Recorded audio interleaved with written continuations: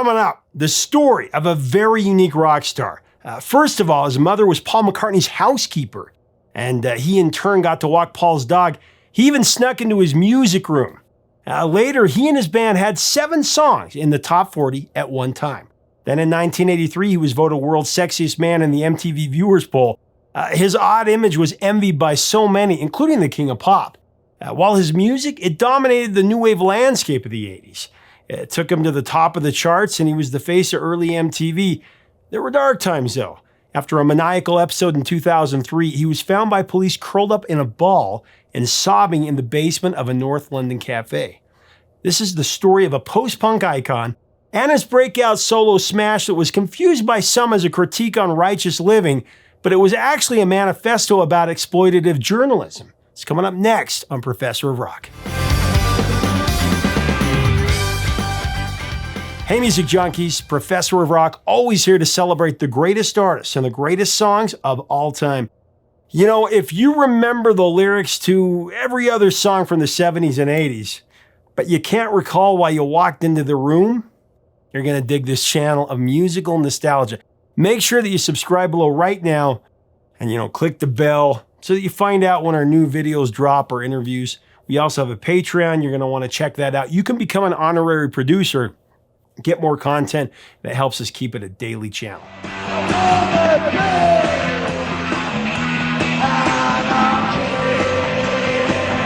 In November of 1975, a budding 19-year-old musician named Stuart Goddard saw the Sex Pistols perform their first public concert at the St. Martin's College of Art in London. It was a spellbinding, watershed experience that compelled Goddard to forge a new path to achieve his own fame and notoriety. This groundbreaking performance of the Sex Pistols, it inspired Goddard to change his name and assemble a new band that captured the audacious moxie with what he'd just witnessed. It led to the invention of Adam Ant and the formation of Adam and the Ants in 1977.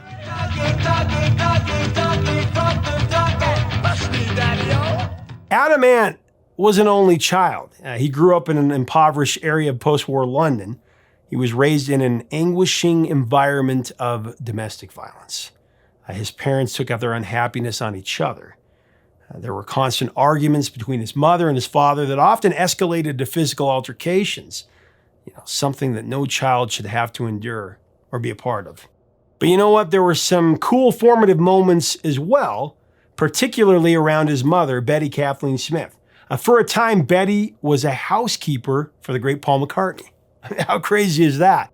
When he was only 10 years old, Stuart used to help his mom by walking Paul's sheepdog. He couldn't resist sneaking into Paul's private music room either. Paul, is it true you're going to get engaged to Jane Asher? No, it's not true. After high school, Stuart Goddard enrolled in art college in the North End of London. Perhaps because of the loveless, turbulent environment that plagued his childhood, he rushed into a relationship and he married Carol Mills. That happened when he was only 21 years old and moved in with her parents. Stuart struggled emotionally. He felt suffocated in suburban married life, feeling that it was holding him back, from chasing a dream, a prolific career in music. His despair came to a head when Stuart swallowed a bunch of pills from his mother-in-law's medicine cabinet. He would later state that he didn't think it was really a suicide attempt. It was more of a cry for help to get him out of an unhappy experience, an unhappy existence. Stuart recovered from this incident about 3 months later, and it was time for a sweeping change in his life. So he changed his name to Adam Ant. Carol changed her name to Eve, of course. But the marriage of Adam and Eve was rocky at best, and the couple spent much more time apart than they did together until their divorce was finalized in 1982. Yeah, they were actually Adam and Eve. Pretty cool. The freshly anointed Adam Ant never liked his birth name. He was always fond of the name Adam. It's a good name. And he believed his character fit the definition of adamant to a T. He was determined, unwavering, and insistent on making it big in the music business.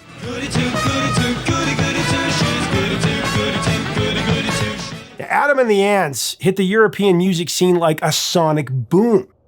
At the band's peak, they had 7 singles in the UK Top 40 at the same time. led by a pair of #1 rousers, Stand and Deliver,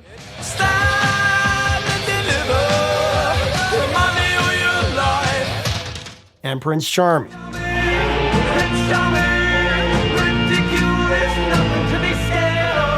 Adam Ant devised an arresting stage regalia, spawned from his lifelong fascination with military history and the folklore of American Indians. He wore a replicant of the hussar's military jacket, a style originated by horsemen and the cavalry of late medieval Hungary in the 15th and 16th century. The first jacket that Adam wore had been worn by actor David Hemmings in the 1968 movie Charge of the Light Brigade. The position, I assure you, is quite clear from where Lord Raglan stands. Is it? Is it? Adam's distinctive look, it was envied by his fellow musicians. It even caught the eye of Michael Jackson, the king of pop himself.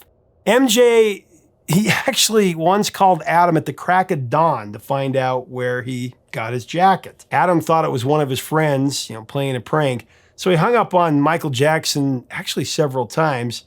And then Quincy Jones called and announced himself saying, "Adam, this is Quincy Jones. Michael would like to ask you something." Michael Jackson ended up acquiring a huge collection of military jackets. It became a signature look for his Bad tour, actually.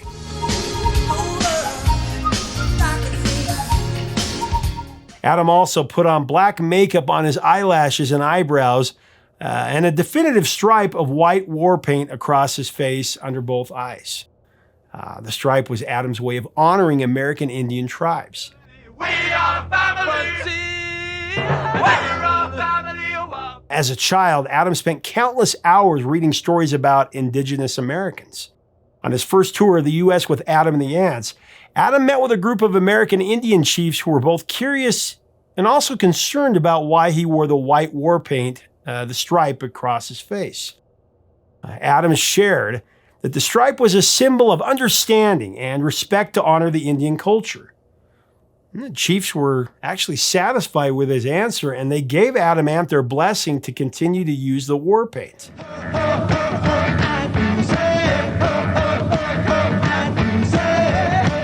Despite a disastrous start where the band was so awful that they were actually asked to leave the stage by the club manager, Adam and the Ants rebounded and had a frenetic wave of hits from 79 to 82. They sold more than 16 million records. But in spite of their wild success, Adam Ant decided to dissolve the group and he wanted to go solo.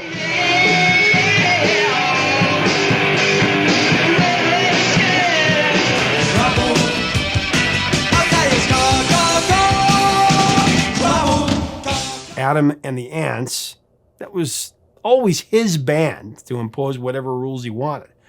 For example, each band member had to sign a clause in the contract to play with the Ants, acknowledging that if they were caught taking drugs, they would be fired. Adam regarded himself as an athlete. He didn't drink, he didn't smoke, and his teetotaling ways, it led to some funny interviews with the press that inspired his first solo smash. Also his breakthrough hit in America, of course talking about Goody Two Shoes. Now, as we further break down this classic 80s hit, I do want to thank our sponsor, Zenni Eyewear. If you or anyone in your family or your friends need or want a new pair of glasses, I'm telling you, Zenni is the smart choice. You can design your own pair of glasses, and the price is so cost-effective, you can buy 3 or 4 pair for what you might pay elsewhere for one. It's simple. You just put in your prescription, and they'll deliver them right to your door. Make sure to click on the info button right up here, and you'll get the best deal. Click right up here. So Adam Ant turned a typical query from a reporter into the song's chorus on Goody Two Shoes. You don't drink, don't smoke, what do you do? Subtle innuendos follow, there must be something inside.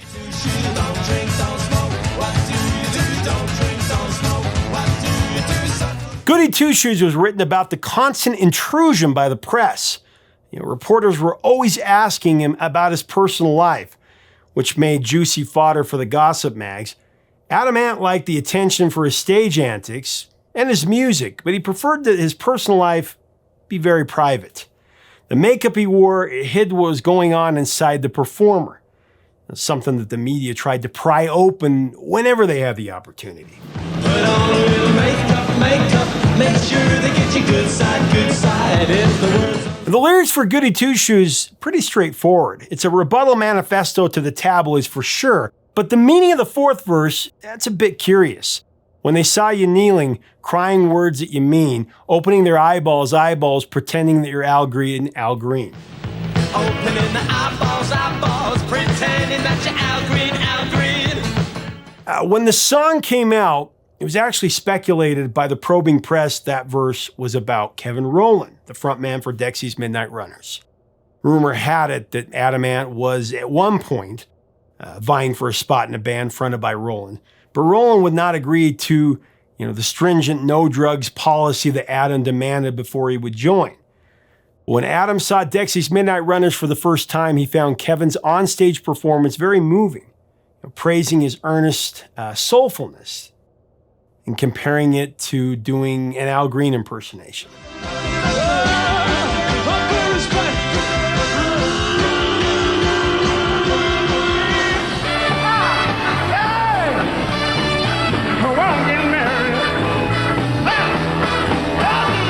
Adam Ant said about his song, Goody Two Shoes was a sort of answer back manifesto and just trying to keep things level-headed because I felt that, and I still do, to a degree, that going on stage is creating an illusion. It's magical and it's wonderful and I love doing it. But off stage, there has to be time out. But interestingly enough, a lot of people got the meaning of the song dead wrong.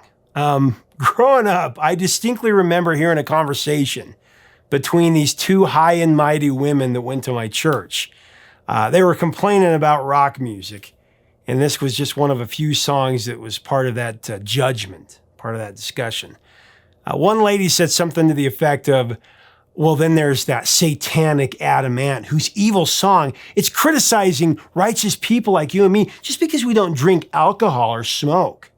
Then the other lady jumps in, and I'll never forget this. She said, he calls us Goody Two Shoes. Well, I'd rather be a Goody Two Shoes than an Adam Ant.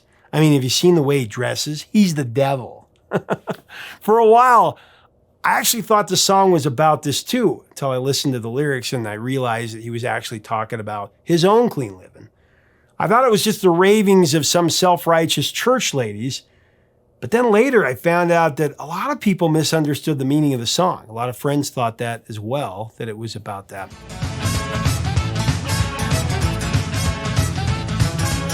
Well, then there's the musical arrangement for Goody Two Shoes, and it attacks with a tribal, Bogdan, whistling drumline shuffle,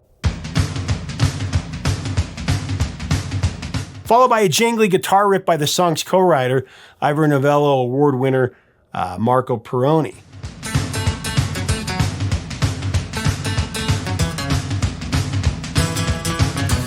Marco Perroni was well known in the London music scene of the late 70s and 80s. He made a name for himself while he was still a teenager. In addition to his collaboration with Adam Ant, Perroni worked with the Sex Pistols, also Susie and the Banshees, and Sinead O'Connor. There were quite a few others as well.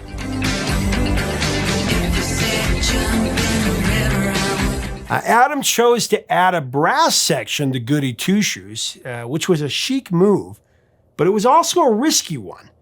Horns were prevalent in the so-called new romantic period of the early 80s, new wave in the UK.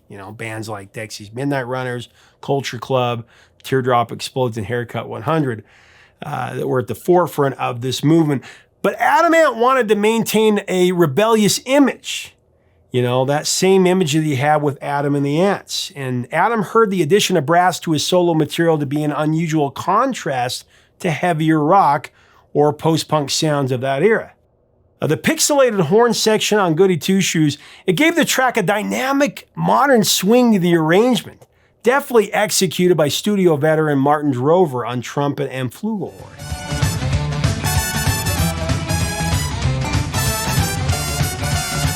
Adam Ant performed Goody Two Shoes on England's Top of the Pops, and the performance was a smashing success, spotlighting Adam Ant's magnetic showmanship. Adam Ant knew how to work the camera. He made sure it got his good side. Sorry, I had to.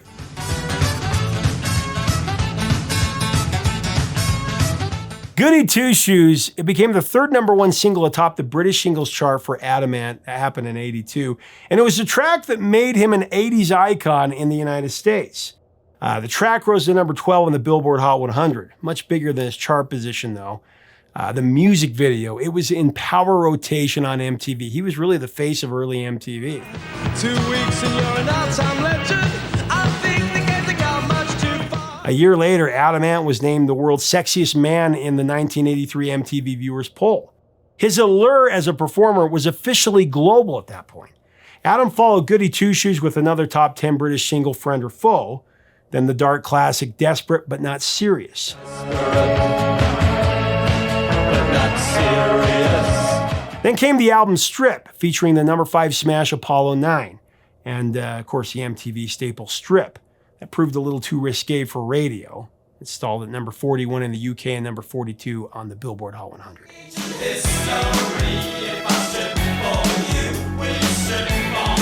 In 1986, Adam Ant once again became restless and he wanted to make a dramatic career detour. So he moved to Hollywood and he concentrated on building an acting career. Although he had played small roles in TV and movies, sporadically from about 77 to 86, in 1987, he became a student of the craft, taking acting lessons. He landed some cameo parts on a few TV shows. There was The Equalizer, Amazing Stories, and Sledgehammer. And the role slowly fattened with supporting parts in movies like Cold Steel, World Gone Wild, and Out of Time. Eventually, Adam was cast in his first lead. He starred in the 1989 film Trust Me. I'm mortified. That's why I bought you the attaché case full of cash. His phone stopped ringing shortly after that, and the movie roles pretty much disappeared. To add to his despair, Adam attracted a deranged stalker, and the ordeal was terrifying for several years. The stalker's name was Ruth Marie Torres. She began writing letters to Adam in about 1989. Initially, her letters seemed harmless, like any other fan mail. However, the letters gradually became more sinister, with statements like, "You're the one for me. Only you understand me."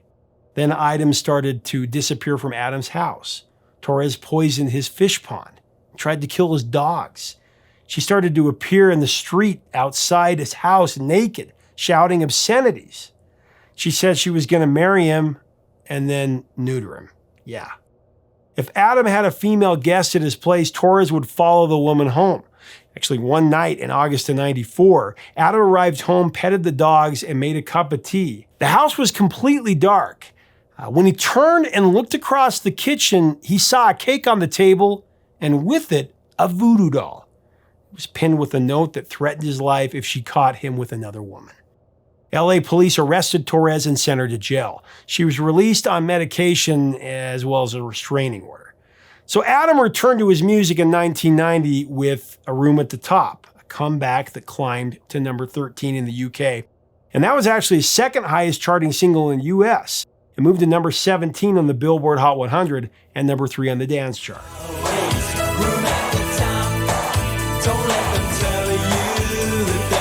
We heard a different side of Adam Ant in 95 on yet another comeback with Wonderful, the wistful title track to his 5th solo album that Adam wrote about his failed relationship with actress Heather Graham.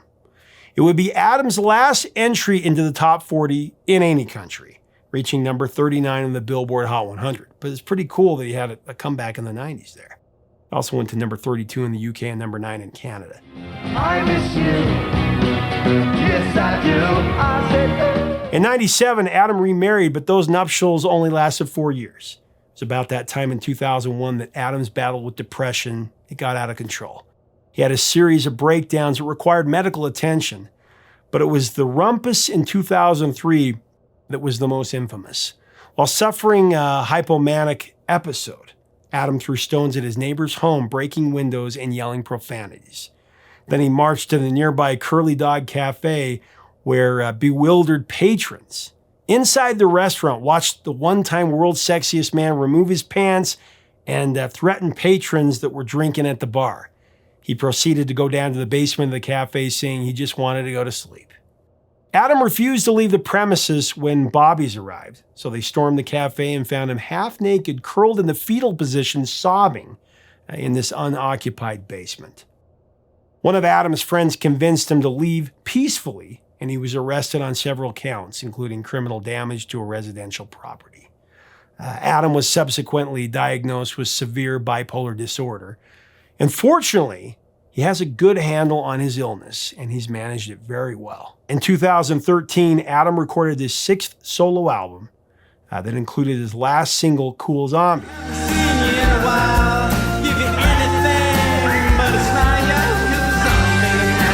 Adam Ant fulfilled his dream of becoming a rock star.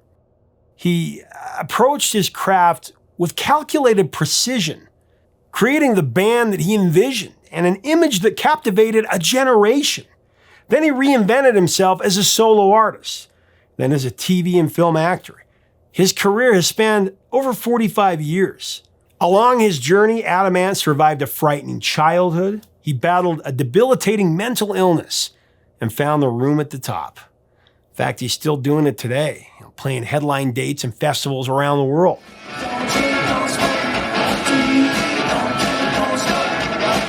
He's certainly one of the most interesting and colorful icons of the entire rock era. And he did it all while abstaining from the debaucheries of rock stardom. Or at least most of them. Goody Two Shoes may have been a fictional character, originated in a nursery tale by John Newbery in 1765. But Adam Ant was, in some ways, emulating a real-life Goody Two Shoes. More befitting of the 20th century definition of someone who is arrogant about being good. Adam Ant didn't drink, didn't smoke, didn't do drugs. He was very proud of staying disciplined and resisting those temptations. But he was no prude. His only vice was legendary. But we'll leave that to subtle innuendo. Subtle innuendos follow, must be something inside. Hey, thanks for watching. Leave us a comment about Adam Ant and Goody Two Shoes. Did you always have the meaning behind this song correct or wrong? What do you remember about it? What do you remember about the video about Adam Ant? Let us know in the comments below. Let's have a great discussion. Very interesting rock star for sure, very colorful. If you like our content, we invite you to subscribe below. Until next time, 3 chords and the truth.